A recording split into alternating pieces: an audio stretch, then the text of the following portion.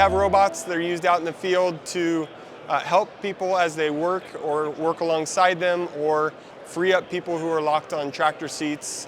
Our product tows a lot, so hey, if I've got somebody that's spending a lot of time on the tractor seat and they're more valuable somewhere else, take them off the tractor, let something autonomous take care of that. In, let's say, table grapes and blueberries, you've got a lot of walk time. People are picking and then walking, pushing product out of the field.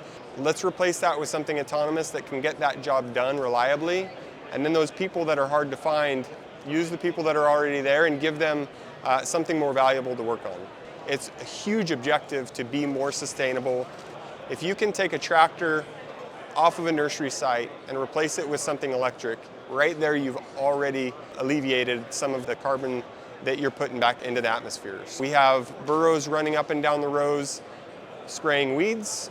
We have been working with Weed It recently to throw a Weed It onto Burro Grande. If you can see it in the background, Weed It is a See and Spray herbicide rig. Really, it's about making people's lives easier, replacing non-productive time, helping people in the field feel like they have more energy at the end of the day because they didn't spend all day pushing weight out of the field.